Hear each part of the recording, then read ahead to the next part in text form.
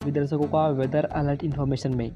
इस वीडियो में हम बात करेंगे देश के मौसम की, यानी कहां-कहां पर बारिश होने की संभावना है और क्या उत्तर भारत के इलाकों पर किसी स्ट्रॉन्ग डब्ल्यूडी के आने की संभावना लग रही है। इसको बताएंगे पूरे विस्तार के साथ, तो वीडियो को स्किप ना करें और बने रहे इसके एंड तक।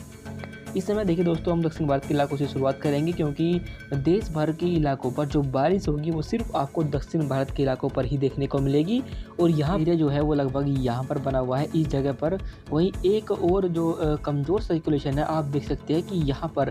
पर भी आप देखिए जो हवाएं आ रही है वो इस तरीके से घूम गए इस लो प्रेशर के पास, इस तरीके से घूमेगी। पर लेकिन चूँकि ये जो लो प्रेशर बना हुआ है ये काफ़ी स्ट्रॉन्ग है, और जो ये सर्कुलेशन है ये इसको जो एनर्जी रहेगा इसकी एनर्जी को अपनी तरफ खींच लेगा और ये प्रभावी हो जाएगा और इसी लो प्रेशर के साथ मर्ज हो जाएगा। ये लो प्रेशर यहाँ से मूवमेंट करेगा लगभग नॉर्थ वेस्ट की तरफ इस तरीके से, और इसकी वजह से जो दक्षिण भारत के इलाके रहेंगे यहाँ पर बारिश बढ़ेगी। तमिलनाडु, केरल, तटीय कर्नाटक, आंतरिक कर्नाटक और आंध्र प्रदेश, इन भागों पर आने वाले दिनों पर आपको भारी बारिश देखने को मिलने वाली है। बाकी जो देश के अन्य इलाके रहेंगे वहाँ पर कोई भी एक्टिविटी होने की संभावना आज हमें दिखाई नहीं दे रही, पर और ना ही इन भागों पर कम से कम अगले 3 से 4 दिनों तक कोई भी सिस्टम बनने की संभावना है। बाकी आइए जानते हैं विस्तार के साथ कि कहाँ पर बारिश होने की संभावना आज रहेगी। देखिए दोस्तों, ये आज यानी 9 नवंबर का मौसम पूर्वानुमान है, जिसमें आप देख सकते हैं कि जो लो प्रेशर बनने की संभावना है वो लगभग यहाँ पर है, और यहीं पर ही आप देखिए जो मॉइस्चर रहेगा वो यहीं पर ही लगभग इन्हीं इलाकों पर, यानी जहाँ तक इस लो प्रेशर का भी प्रभाव बना हुआ है उन्हीं भागों पर हमें दिखाई दे रहा है बारिश के रूप में। बाकी जो अन्य इलाके हैं देश के, वहाँ पर देखिए कि वहाँ पर कोई भी सिस्टम नहीं है, बल्कि एक बहुत ही कमज़ोर डब्ल्यूडी है जो यहाँ पर बना हुआ है अपर एल्टीट्यूड पर, जो सिर्फ लद्दाख और जो जम्मू कश्मीर की काफ़ी ऊंची पहाड़ियाँ रहेंगी उन्हीं को ही प्रभावित करेगा। बाकी जो अन्य इलाके रहेंगे वहाँ पर कोई भी इफेक्ट देखने को नहीं मिलेगा, और वहाँ पर लगातार जो नॉर्थ वेस्टर्ली विंड है उनका प्रभाव रहेगा। पर लेकिन एक जो शिकायत है वो ये है कि उत्तर भारत के इलाकों पर नवंबर का महीना आ चुका है, पर लेकिन अभी भी उन भागों पर वो जो कड़ाकेदार जो सर्दी इन दिनों शुरू हो जाती है वो अभी तक देखने को नहीं मिली है रात के समय।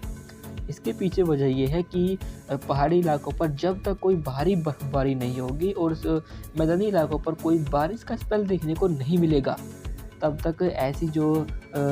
सर्दी होती है, जो टेम्परेचर जब काफ़ी नीचे गिर जाते हैं, तो ऐसी संभावना बनने की संभावना बेहद ही कम रहती है। और अभी भी हमें अगले 1 सप्ताह तक ऐसा कभी कोई भी डब्ल्यूडी आता हुआ दिखाई नहीं दे रहा। पर लेकिन आपको एक जानकारी जरूर दे दें कि 15 नवंबर के आसपास एक डब्ल्यूडी आएगा जो थोड़ा प्रभावशाली रहेगा, जो कि तीनों पहाड़ी राज्यों पर यानी जम्मू कश्मीर, हिमाचल प्रदेश और उत्तराखंड, तीनों पर्वतीय राज्यों पर यानी जम्मू कश्मीर से लेकर हिमाचल प्रदेश और उत्तराखंड, इन तीनों पर्वतीय राज्यों पर हल्के से लेकर मध्यम दर्जे की जो बर्फबारी होती है वो दे सकता है। साथ ही साथ वो मैदानी इलाकों को भी प्रभावित करेगा, और जो पंजाब, हरियाणा के जो फुटहिल्स वाले इलाके रहेंगे इन भागों पर भी कुछ ना कुछ वेदर एक्टिविटी उस दौरान होने की संभावना है। पर लेकिन अभी उसमें थोड़ा समय है, और उसके बारे में और जो सटीक जानकारी हो जाएगी वो धीरे धीरे हम आपको लगातार अपडेट करते रहेंगे। बाकी आज 9 नवंबर को इन भागों पर लगातार इसी तरीके से नॉर्थ वेस्टर्ली विंड चलती रहेंगी, जो काफ़ी कम रहेगी। इसकी वजह से इन भागों पर जो हीटिंग जोन जो बना हुआ है, यानी जो नीचे का जो प्रदूषण होता है वो ऊपर नहीं जा पाता, और वो नीचे ही एक लेयर बना लेता है, जिसकी वजह से यहाँ पर जो टेम्परेचर होते हैं वो अधिक महसूस होते हैं। बाकी उस लेयर से ऊपर की तरफ अगर आप देखोगे तो वहाँ पर जो मौसम बिल्कुल साफ़ ही रहेगा, क्लियर ब्राइट आसमान रहेगा, और साथ ही जो हवाएं रहेंगी वो भी उनमें भी ठंडक महसूस होगी। पर लेकिन इन्हीं हवाओं का प्रभाव सेंट्रल इंडिया पर भी रहेगा, और यहाँ पर भी कोई भी एक्टिविटी होने की संभावना हमें दिखाई नहीं दे रही।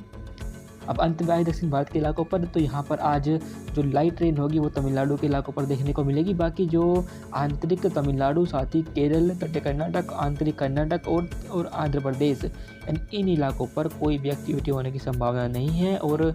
यहाँ पर कुछ स्थानों पर हो सकता है कि बादल बन जाए और हल्की बारिश आपको देखने को मिल जाए। बाकी जो प्रोबेबिलिटी रहेगी बारिश की वो सिर्फ तमिलनाडु के इलाकों पर ही अधिक रहेगी। मध्य महाराष्ट्र, विदर्भ और उसके आसपास के इलाकों पर भी कोई एक्टिविटी नहीं होगी, और यहाँ पर भी मौसम बिल्कुल साफ बने रहने की संभावना हमें आज 9 नवंबर को भी दिखाई दे रही है। इसके बाद हम आगे बढ़े और कल यानी 10 नवंबर के मौसम को देखें, तो डब्ल्यूडी जो है वो थोड़ा सा आगे की तरफ मूवमेंट करेगा, और जम्मू कश्मीर की जम्मू कश्मीर से लेकर हिमाचल प्रदेश, उत्तराखंड की जो ऊंची पहाड़ियाँ रहेंगी काफ़ी ऊंची वहाँ पर कहीं कहीं पर हल्की बारिश और बर्फबारी दे सकता है। मैदानी इलाकों पर लगातार इसी तरीके से नॉर्थ वेस्टर्ली विंड का प्रभाव रहेगा, जिससे कि यहाँ पर जो टेम्परेचर रहेंगे वो इसी तरीके से बने रहेंगे। यानी जो टेम्परेचर है वो इन भागों पर अभी भी 4 से 5 डिग्री ऊपर है और इससे कम होने की संभावना अभी इन भागों पर हमें दिखाई नहीं दे रही, क्योंकि अभी भी जो बर्फबारी का असर है वो इन हवाओं में नहीं आ पा रहा है। इसलिए पंजाब, हरियाणा, दिल्ली, उत्तर प्रदेश, बिहार, झारखंड, पश्चिम बंगाल, उड़ीसा, साथ ही मध्य प्रदेश, राजस्थान, गुजरात, इन तमाम इलाकों पर इन हवाओं का प्रभाव रहेगा और यहाँ पर मौसम बिल्कुल साफ बने रहने की संभावना कल भी रहेगी। दक्षिण भारत के इलाकों पर जो लो प्रेशर बना हुआ था वो थोड़ा आगे की तरफ मूवमेंट करेगा और इसका जो प्रभाव रहेगा वो हवाओं के रूप में वो इस तरीके से यहाँ तक कवर करना शुरू करेगा, जिससे कि आंध्र प्रदेश, तमिलनाडु और केरल के इलाकों पर वेदर एक्टिविटी कल थोड़ा बढ़ जाएगी और यहाँ पर कुछ स्थानों पर कल हल्की बारिश होने की संभावना रहेगी। कहीं कहीं पर मध्यम बौछारें भी गिर सकती हैं। धीरे धीरे जब लो प्रेशर और अंदर की तरफ पुश होगा तो इन भागों पर बारिश की जो इंटेंसिटी रहेगी वो और बढ़ती हुई दिखाई देगी और साथ ही इन भागों पर आने वाले दिनों पर भारी बारिश की भी संभावनाएं बन रही है। पूर्वोत्तर भारत के इलाकों पर भी कोई एक्टिविटी होने की संभावना नहीं है और यहाँ पर भी मौसम बिल्कुल साफ बना रहेगा। अभी फिलहाल के लिए इस वेदर रिपोर्ट में अभी के लिए बस इतना ही। धन्यवाद।